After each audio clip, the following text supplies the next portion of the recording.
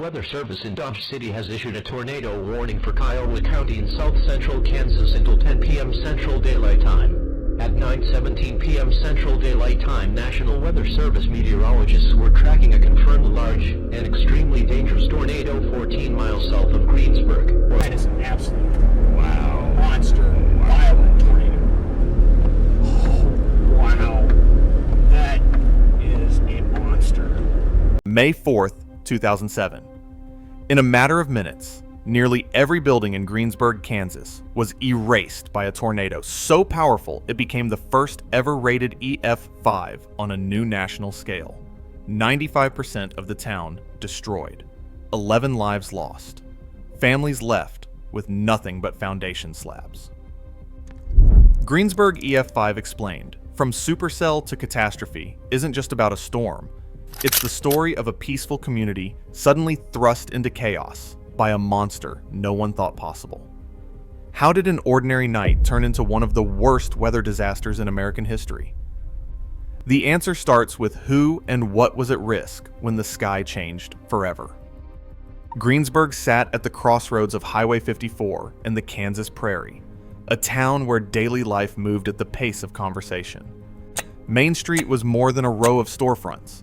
It was the social heart, drawing neighbors together for coffee at the diner, quick stops at the hardware store, or a slow walk past the post office. Most mornings, the air filled with the sound of greetings between people who had known each other for decades. The town's age profile leaned older, with grandparents and retirees outnumbering young families. Many homes were passed down through generations, and family names echoed in city records and on mailboxes. The Big Well, dug by hand in 1887, stood as a point of pride and a gathering place for tourists and locals alike. School events, Friday football, and the annual county fair brought nearly everyone out, reinforcing a sense of belonging that stretched beyond blood ties. Church bells marked time on Sundays, while weekday routines centered around small businesses and the rhythms of the farm fields surrounding town. In Greensburg, civic life was personal. Town council meetings often doubled as reunions, and the local paper published not just headlines, but anniversaries, recipes, and stories about the people who kept the community running. Volunteer firefighters, teachers, and shopkeepers all wore multiple hats, stepping in wherever help was needed. The town's modest size meant that news, good or bad, traveled quickly, and support networks sprang up without hesitation. This tight-knit web was especially visible in moments of celebration and crisis. When someone fell ill, casseroles and offers of help arrived unasked. During harvest, neighbors pitched in to bring in crops before a storm. For many, Greensburg wasn't just a place to live. It was an identity shaped by shared history and daily rituals. Every street and sidewalk held memories, and every loss, no matter how small, rippled through the whole community. Here, the ordinary was precious, and the bonds between people formed the backbone of the town's quiet resilience. Wood frame houses lined the streets of Greensburg, built in styles that spanned generations. Many dated back to the mid-20th century, with additions and repairs made as families grew or changed. These homes rested on simple concrete foundations, often with crawl spaces or unfinished basements. Few included reinforced storm shelters, and even fewer met the standards that would later be recommended for tornado-prone regions. Garages and outbuildings were typically detached and constructed from lightweight materials, offering little protection beyond their walls. Public buildings followed a similar pattern. The elementary school, city hall, and hospital reflected the construction codes of earlier decades. Codes focused on affordability and basic safety, not the rare but catastrophic winds an EF5 tornado could deliver. Roofs were framed in wood or light steel, anchored to walls by nails and standard bolts. Masonry walls offered some resistance to wind, but lacked the steel reinforcement found in newer, disaster-resistant designs. Many structures relied on roof trusses that could be lifted away if the outer shell was breached. Across town, the number of purpose-built safe rooms was vanishingly small. Most residents depended on basements or interior bathrooms for shelter, believing these spaces would shield them from the worst. Yet without reinforced ceilings or additional bracing, even the sturdiest looking basements could become traps when a house collapsed above. The heavy debris from entire homes, walls, roofs, appliances, and furniture could fill a basement in seconds, leaving little room to breathe or escape. Mobile homes dotted the outskirts, providing affordable housing but little security in severe weather. Anchoring systems, where present, were designed to resist moderate winds, not the force of a tornado. These units were especially vulnerable, often torn apart or rolled by lesser storms. For their occupants, the nearest safe shelter might be blocks away, with no guarantee of reaching it in time. Building codes in Greensburg reflected the realities of rural Kansas. Cost-conscious, practical, and shaped by the memory of past storms that usually spared the town. Reinforced concrete, hurricane clips, and steel storm shelters were rare exceptions, not the rule. The assumption was that the odds of a direct hit were low, and that existing construction would be enough. On May 4th, 2007, those odds ran out, exposing every weakness in the town's built environment. On the evening of May 4th, 2007, the atmosphere above Kiowa County was primed for disaster in ways that defied even seasoned meteorologists' expectations. The numbers alone tell the story. Convective Available Potential Energy, CAPE, measured the fuel for thunderstorms, and that night, values soared to nearly 4,000 joules per kilogram. This level of instability is rare, even in Tornado Alley. But energy alone doesn't guarantee a violent tornado. The other ingredient is wind shear, specifically the low-level storm relative helicity, or SRH, which measures how much the wind changes direction and speed in the lowest kilometer of the atmosphere. At 9 p.m., SRH near Greensburg reached between 550 and 600 square meters per second squared. In plain terms, that's double the threshold meteorologists use to flag a day as dangerous.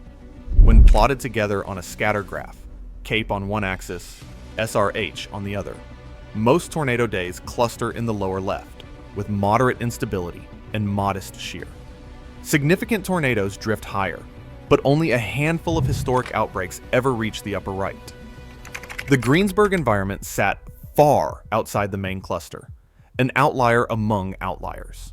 National climatologies show that fewer than 1% of tornado environments ever combine both such extreme instability and such powerful low-level rotation. Meteorologists at the Storm Prediction Center and National Weather Service track these parameters in real time, knowing that when both are maxed out, the odds of a long-track, violent tornado skyrocket. On May 4th, every ingredient was present and at record levels. The slow-moving upper low over the high plains provided large-scale lift. The dry line marked a sharp boundary between dry desert air and moist Gulf air, sharpening the contrast. Meanwhile, a powerful low-level jet pumped even more moisture and wind shear into the region as night fell. The result was an atmosphere so volatile that once the cap broke in the evening, supercells erupted with explosive force. The Greensburg storm was born in this rare environment, a cocktail of energy and rotation almost never seen together. Meteorologists watching the CAPE SRH plots that night understood exactly what was at stake. When both numbers are off the charts, the threat is not just high, but historic. That knowledge shaped every warning issued in the hours to come. On the night of May 4th, 2007, a team from the University of Massachusetts set up their X-Pole mobile radar just east of Greensburg. For 70 minutes, their instruments swept the sky, capturing the anatomy of a supercell unlike any documented before. The radar's dual polarization beams cut through rain, hail, and debris, collecting volumetric scans that would later reshape tornado science. As the storm cycled, the X-Pole recorded not just one tornado, but a series. 10 distinct tornadic signatures, each swirling within the broader supercell. Some tornadoes spun in tandem, others handed off dominance as the parent storm evolved. Within these scans, researchers spotted a rare phenomenon, the vortex hole. This was a region inside the tornado's core where radar reflectivity dropped sharply, a kind of eye, swept clean by centrifugal force. The hole wasn't empty, but it was so intense that rain, hail, and even debris were flung outward, leaving a clear radar signature at the tornado's heart. This pattern, seen in only the most violent tornadoes, offered forensic proof of the storm's power. The X-Pole's high-resolution data revealed more than just the main tornado. It mapped multiple vortex structures, including smaller satellite tornadoes, some spinning in the same direction as the parent, others anticyclonic, rotating the opposite way. These satellites sometimes orbited the main funnel, briefly touching down and carving their own damage paths. The radar's fine-scale velocity fields showed wind speeds exceeding 100 knots in tight couplets, confirming the presence of multiple centers of rotation within the larger circulation. For meteorologists, these observations were a breakthrough. They could see the storm's anatomy in 3 dimensions: updrafts, downdrafts, debris fields, and the evolving dance of vortices. The data showed how a single supercell could unleash over 20 tornadoes in a single night, each one a product of subtle shifts inside the storm's core. The X-Pole's scans didn't just document destruction, they explained how a monster like the Greensburg EF5 could form, evolve, and persist. These insights would soon inform how warnings were issued, and how future storms would be tracked in real time. At 9:41 p.m. Central Daylight Time, a message traveled across wires, airwaves, and sirens. A tornado emergency for Greensburg. The words, stamped onto the National Weather Service statement, carried a weight that few warnings ever do. Inside the Dodge City Forecast Office, meteorologists faced a rare moment of absolute clarity and crushing responsibility. Radar showed a massive wedge-shaped tornado moving directly toward Greensburg. Spotters confirmed what the screens could not. This was not a routine threat, but a violent, life-threatening event aimed at the heart of a town. Drafting the emergency language took only minutes, but every word was measured. The team knew that the phrase "tornado warning" had become familiar, sometimes too familiar. People might hesitate, double-check the sky, or wait for a neighbor's call. But tornado emergency was different. It was chosen to cut through routine, to signal that this was the worst-case scenario. The statement named Greensburg itself, leaving no room for doubt.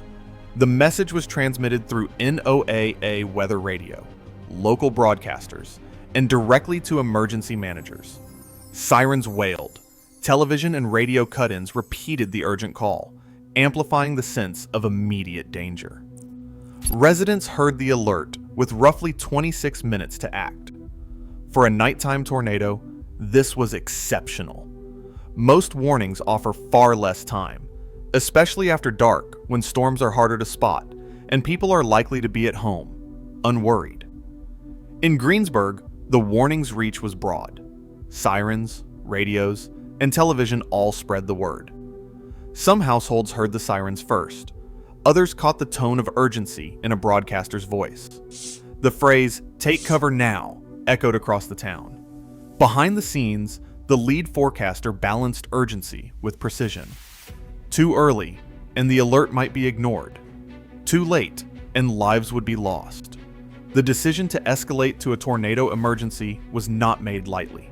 It relied on real-time radar, confirmation from trained spotters, and a deep understanding of what was at stake.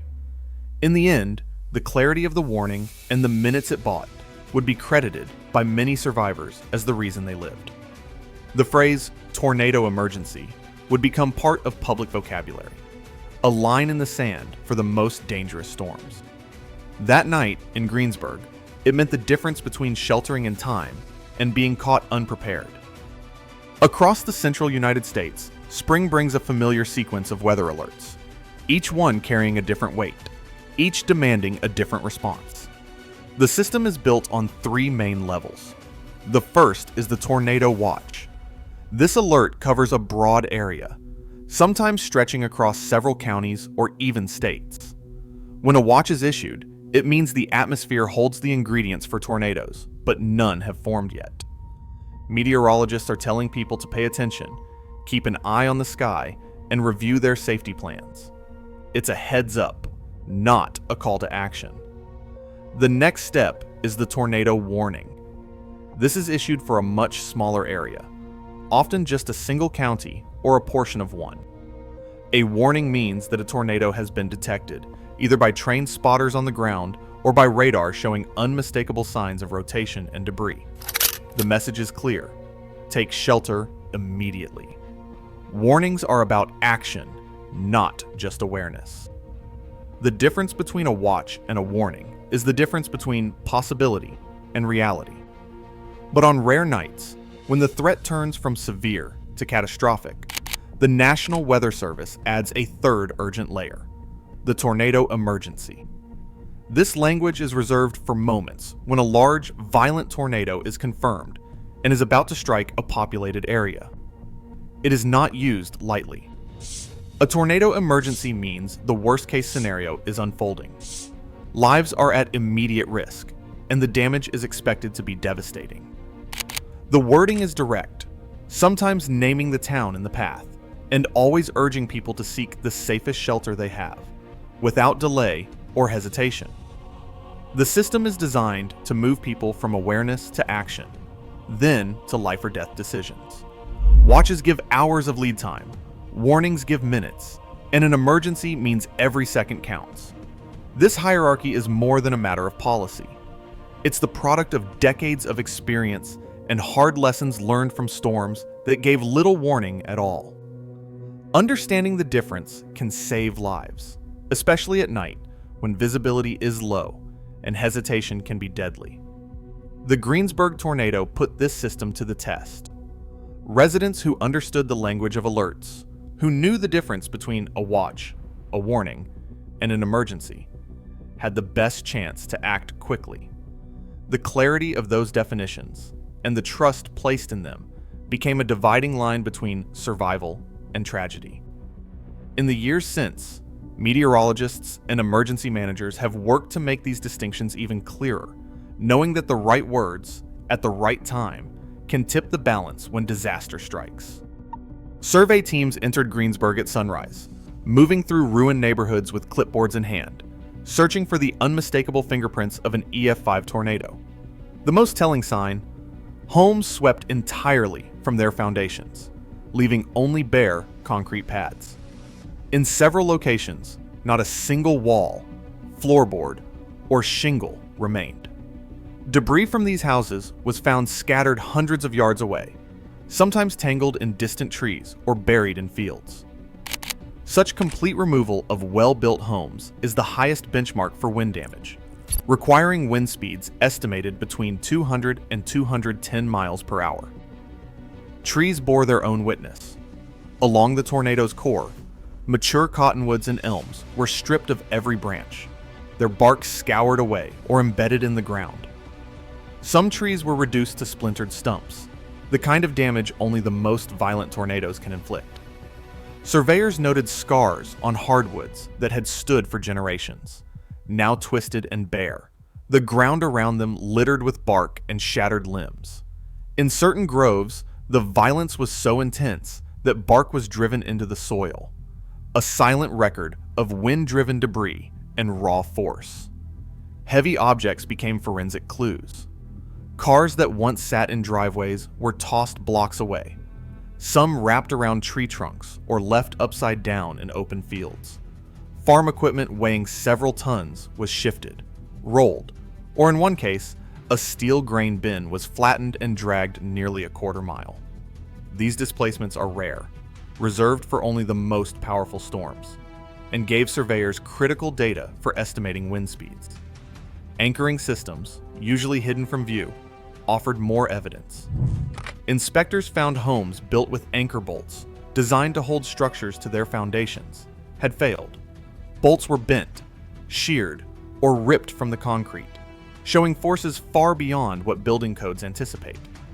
In some places, only the outline of a house remained, with plumbing and twisted anchor bolts marking where families once lived. The enhanced Fujita scale relies on matching specific damage indicators to likely wind speeds. In Greensburg, the evidence was overwhelming. Survey teams documented more than a dozen locations where destruction met or exceeded the highest criteria. They photographed foundations, measured debris fields, and mapped the positions of displaced vehicles and equipment. The peak wind estimate, 200 to 210 miles per hour, came directly from this ground-level analysis. Yet, the EF scale is limited by what the tornado hits. If the strongest winds pass over open ground, there's little to record their true strength. In Greensburg, the density of homes and the completeness of the destruction left little doubt. The combination of swept-clean foundations, failed anchor bolts, and displaced heavy objects provided the strongest possible case for an EF5 rating, a scientific translation of nature's most violent forces. In the darkness after the tornado passed, silence settled over Greensburg, broken only by the distant sound of sirens and the crunch of shattered glass underfoot. 11 people lost their lives that night, and 63 more were injured. For a town of 1,500, the toll was staggering. First responders picked their way through the debris, searching for survivors in collapsed homes and beneath tangled piles of wood and metal. The hospital was heavily damaged, its emergency room overwhelmed by the wounded and the shell-shocked. Firefighters and police officers, many of them volunteers who had lost their own homes, worked side by side to pull neighbors from the wreckage. For some families, the decision to shelter in a basement brought both hope and heartbreak. One family huddled beneath their living room, clutching a weather radio as the storm roared overhead. The house above them vanished in seconds. When the wind died, they found themselves trapped beneath a mountain of splintered lumber and appliances. Debris filled the basement almost to the ceiling, leaving only a narrow pocket of air. It took hours for rescuers to dig them out. Not everyone was as fortunate. In several homes, the sheer weight of collapsed roofs and walls proved fatal, even underground. The phenomenon, known as debris loading, where the remains of an entire house collapse into the basement, became a deadly reality. This hard lesson would later change how communities think about sheltering from the most violent tornadoes. By dawn, the scale of destruction was clear. 95% of the town was damaged or destroyed. Familiar landmarks had vanished. The elementary school was reduced to a field of rubble. The water tower lay twisted on the ground. Amid the chaos, a small team of workers began searching for one of Greensburg's most unusual treasures, a 1,000-pound palisite meteorite that had been displayed at the Big Well Museum. For a time, it seemed the meteorite was lost forever, buried somewhere under tons of debris. Days later, it was found beneath the collapsed museum walls, scratched but intact. Its recovery offered a rare moment of relief, a symbol that not everything precious had been swept away. The federal disaster declaration arrived quickly, bringing in rescue teams, heavy equipment, and emergency supplies. But the first hours belonged to the people of Greensburg and those who came to help them. The entire town was evacuated, as officials realized there was no safe water, no power, and no way to care for the injured. Families gathered what little they could carry and boarded buses to shelters in nearby towns. In the midst of loss, acts of kindness multiplied. Strangers offered rides, neighbors shared blankets, and volunteers from across Kansas arrived to lend a hand. The pain was raw, but the instinct to help ran deeper. As the sun rose over the ruins, the people of Greensburg faced a changed world. The names of the lost were spoken quietly, each one a reminder of the fragility of life and the strength of community. The town's famous meteorite, once buried and now found, became a small but powerful symbol, a reminder that even after the worst night, something valuable can be recovered. The long work of rebuilding would begin with the simple act of counting survivors, comforting the grieving, and holding on to whatever hope remained. 10 wind turbines rise above the Kansas prairie, just outside Greensburg, each one a symbol of the town's commitment to a different kind of future. Together, these turbines form the Greensburg Wind Farm, with a total generating capacity of 12.5 megawatts, more than enough to meet the town's entire annual electricity demand. On most days, the wind farm produces excess power, sending surplus electricity into the regional grid. When the wind slows, Greensburg draws from the grid like any other town, but the yearly accounting tells a clear story. The turbines generate as much or more energy than the community uses over 12 months. This claim, 100% renewable, 100% of the time, rests on a system called Renewable Energy Credits, or RECs. For every megawatt hour the wind farm produces, a credit is issued. These credits are tracked and retired against the town's electricity consumption, allowing Greensburg to match every kilowatt hour drawn from the grid with an equal amount of wind power generated locally. It's a bookkeeping method, but it reflects a real commitment. The town isn't just offsetting its usage on paper. The turbines are physically connected to the same grid that powers homes, businesses, and public buildings throughout Greensburg.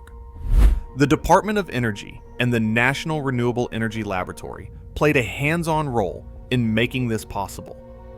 Federal advisors worked alongside local leaders to plan the wind project, secure financing, and navigate the technical hurdles of grid interconnection. They helped design a system scaled for Greensburg's needs, ensuring the project would supply enough clean energy to back up the town's renewable claims. DOE and NREL also provided expertise in REC tracking and energy policy, so Greensburg could credibly demonstrate its status as a 100% renewable community. The wind farm now serves as both an energy backbone and a model for other small towns, proof that even in rural America, local generation and smart accounting can deliver on ambitious sustainability goals. Nightfall brings special danger on the plains. Tornadoes after dark are harder to see, and warnings must break through sleep and routine.